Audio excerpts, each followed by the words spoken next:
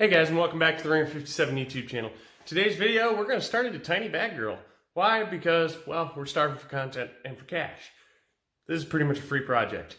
We got a lot of cleaning up to do, straightening up to do. I'll get some tubing ordered and build some solid forks so we got a little more rigidity there, it can handle our weight. I got an underbrace I got to build, lots of stuff. We're going to start out, we're going to take this thing all the way down to the frame. Bare, clean frame, motor out. We're going to clean up the motor, get it back in after we figure out what we need for frame bracing to handle our weight, and we'll move on from there. We got a lot to do.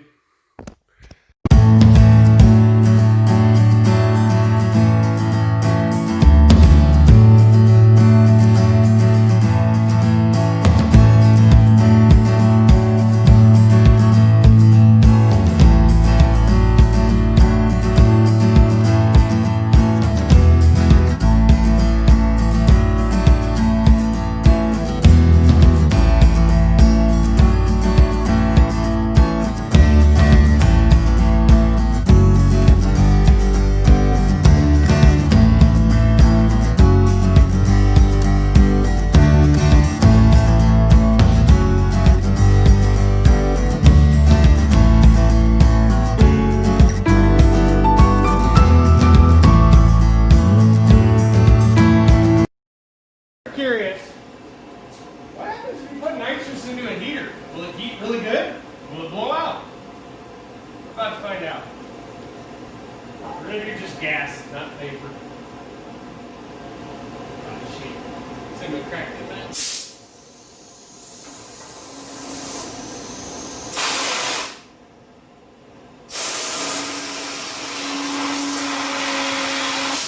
Nothing? I mean, it brightens up a little bit. Brightens up a little bit.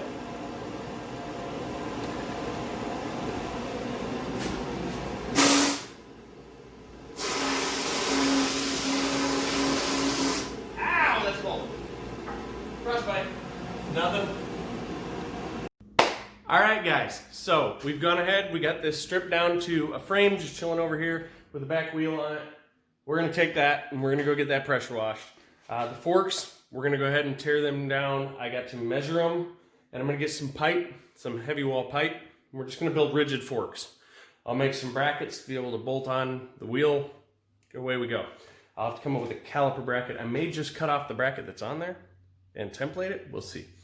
But the motor, I tested the electric starter. It works just great. As you saw, we had a little craziness with some nitrous trying to see if the heater could get hotter, and apparently it does, and you also frostbite yourself pretty good. But yeah, we got it stripped down. We're ready to move forward. Next step, clean up that frame over there. We're going to go ahead and look into getting the stretch made. It's just going to be some probably 1/8 inch plate stretched and then gusset it so it doesn't flex. And we're going to go like 4 or 5 inches just for looks. It has no reason, but just looks.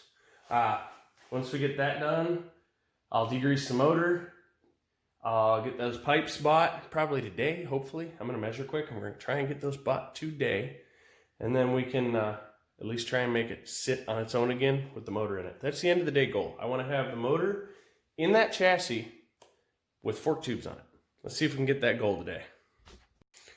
Alright, so as you can tell guys, the fork construction on here is really simple. It's just a tube with a spring on the end stuck into a tube with a preload that sucks. It's horrible. They bend, they flex, and the tinfoil thing. So we do need this same OD. We're going to do it in inches because we're in the US and people are like that. So it's 0.97. I'm going to call it 1 inch. So we need 1 inch OD black pipe. That's easy. And length, 20 inches. So we need 40 inches of pipe. We'll template these brackets and probably remake them. Decide if I want to put the speedo on or not. If I don't, I don't. If I do, I do. We are going to put the front brake back on though. So we'll have to come up with a bracket to hold the brake caliper in place on the wheel. Should be fairly simple. We'll just make the plate big like this, a little bigger than this. Bolt the wheel on, and then we'll hold the caliper up and mark the holes. Drill them. Away we go. So that's that part. The muffler is completely full of freaking oil, so it needs to be cleaned. It was running on C23, which was apparently very bad because it didn't run with crap on it. But we have checked Starter World's motor over. Everything's good there, guys. So let's continue on. Let's go get some pipe and wash this thing. All right, guys. So it's shopping mode. Gotta love the masks. In any case, we have the Pocket Rocket pressure wash, the chain ordered, and the exhaust flushed out with a whole buttload of degreaser because it was dribbling oil. So may not have been the greatest idea putting water in the exhaust, but you know what? It's a piece of crap Pocket Rocket and I really don't care. So I'm gonna go ahead and just warm that up, let it dry. It'll be fine. It'll be okay. Let's go see if we can find some pipe for some forks. Alrighty guys, so we found a 48-inch piece of black iron pipe. It is 3/4 ID, 1/8 wall, so that comes out to exactly 1-inch OD. So we're gonna go ahead and take these home, start cutting them up. Let's get some forks made. We'll look into the extensions later, but forks, we wanna make it roll again. Alright guys, so we have found a little 3-foot piece of 1/4 inch by 1.5 strap. I could go ahead and grab like 1/4 inch by 2 angle, but that would be ridiculous overkill, and for 32 bucks, we'll just get this for 10. Now we're on the search for some black pipe. See if we can locate that. That'll be the last thing we need from here to move forward with the project, at least. Get it on forks. That's the goal for the end of the day. Have it on forks and hopefully tacked up enough with the wheel on it. All right, guys, not a bad haul for $31.56. I'm kind of keeping you guys in the loop here. I'm mainly keeping you guys in the loop because I want you to know how much I have in this project. It's not a lot. I bought a complete tune-up kit when I got the Pocket Rocket for like $12 and another $10 for the air box for a blower, backpipe blower. So I got, we'll call it $25. We'll call it $25 into getting it running. I bought it for $100, but I didn't pay for it. I traded labor. I did some electrical work, you know, that CBR 900RR that I worked on the Fireblade. Not 900, yeah, the little Fireblade. Anyway, that video actually is what got me this Pocket Rocket. Traded my time fixing that for a $100 Pocket Rocket. Not a bad deal. So I've got 125 in it, and now I just spent another $31.52, I think it was. So $156 into this project. Let's see how much we can spend. I just ordered the chain for 17 bucks. Let's get home. All right, guys, and as you can tell, I've got the Pocket Rocket frame set up here. We're ready to start building some forks. So over here, trying to get used to having a tripod. We're gonna set up quick. We're just gonna cut the threaded end off this pipe. I do know that this pipe is 50 thou bigger than the ID of the clamps on the neck. Comes down to it, I can always hog them out with a frickin' burr. But I have a feeling I can spread them that far. Just easy as shit. So let's get this knocked out. As always, eye protection. Preferably ears, but I don't have ears right now. I don't know where I put them. So we're doing eyes, no ears. It's just one cut for now. It'll be okay.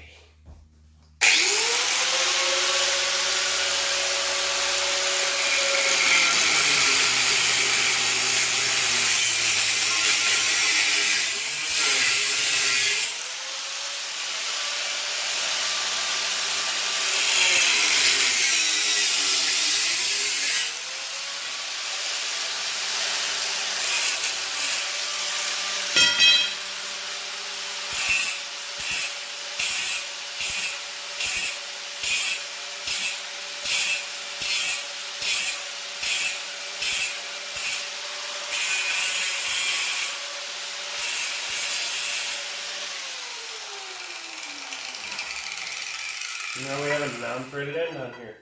I think I'm going to take quick and I'm going to knock all this black coating off the easy way. Just going to throw a flapper on. I got a flapper on another grinder actually. I use multiple grinders at work. And when they die, typically I just bring them home and fix them. But lately I've just been bringing them home and keeping them because I buy these myself. I buy them at Walmart.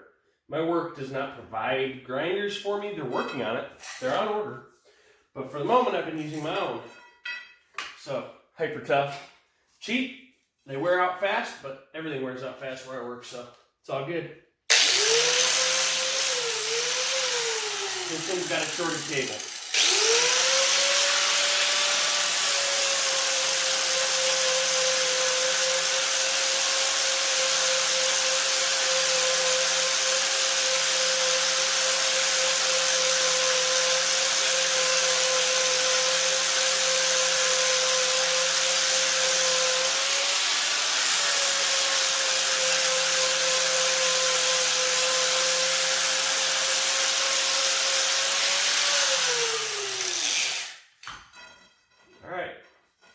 see if that'll slide in, guys.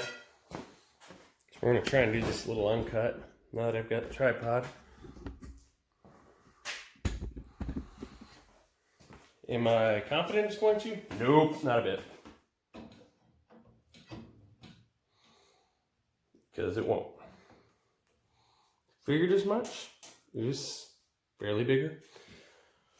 So we're going to go ahead and, I think I'm going to go ahead and take these triples off and assemble it, then assemble the top triple. That's going to be the easiest way to go about this. I need to pack these bearings anyway, if you didn't notice. They're horrible. Let's get that torn apart. Let's go a quick time lapse, tear that apart, repack them.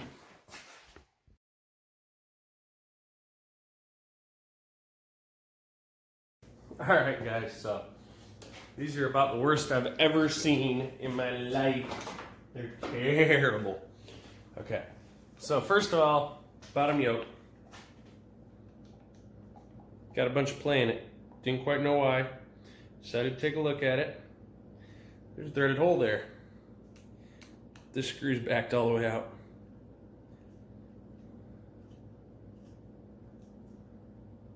If I tighten it up, all the play's gone. So I'm gonna pull that out, Loctite it, put it back together. That's simple enough.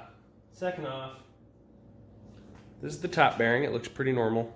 Nothing really spectacular to show on it, other than the fact that it was completely packed with not grease, but see if you can see all this. See all the shimmering bits? It was packed with steel. And this is the bottom bearing. As you can see, it's missing a bunch of balls, which at this point is what it is. I'm not about to replace it. I'll roll the tines in like they are, pack it, and put it back in, because this thing's never going to see more than 10 mile an hour, hardly at all. If I was worried about it, I'd be most worried about this. This is the race for the top bearing. It is shot beyond shot. That's why it was grindy and rough, but you know what? I'll pack them. I'll stuff them in there. I'll take all the preload out of it, and we'll put a bunch of preload in it to make up for the freaking slop. And we're gonna send it, buddy. Let's get it done.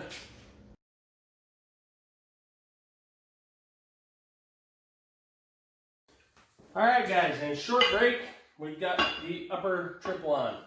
So I had to ream the holes out, sand the pipe down, and as we were taking this apart, it had a fracture that snapped.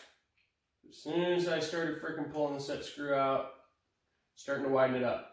So what we're going to do is we're probably just going to bolt this on, take the Dremel and hog this out into a V, and we'll take it over to the spool gun and we'll just lay a freaking weld. Simple enough. Probably going to go ahead and take and fill that hole in while I'm there, because that was the weak point that caused the fracture. So for now, I just got to finish reaming this one out. I'm halfway there. And then we can go ahead and get this slid up on, put the triple neck in, and away we go. Da-da-da-da. Be back in about an hour. Alrighty guys, so we did not achieve our goal for the day. We achieved most of it, but we ran into some snags. So as you can see, here and here, this stuff was about 4 mils wide in between the hole and the outside, and only about 3 mils thick. So it snapped like a toothpick when I started even touching it. Like, I got it slid on and I went to wiggle it up and it snapped. So fuck it.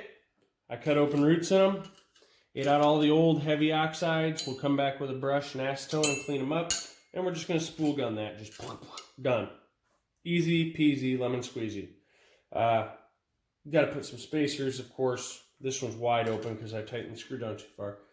But I just got to put some spacers in there, and it should close the gaps up. I still have to hog out the controls, which are not going to be fun. They're a whole lot bigger in order to slide them on. And then once I got them on, I can go ahead and get a front tire mounted up on it, and we can take this thing to the aluminum welder. And we'll go ahead and weld that and that and be done. Fuck it, I ain't fighting with it. Excuse the language. We've all been there. In any case, for now, it's looking pretty good. This all slides out of here pretty easy. You might as well slide it out because I've got to. Yep, come on. Speak it and it won't. I have to get the controls put on this. But other than that, we're pretty dang set right now. Like I said, it ain't perfect.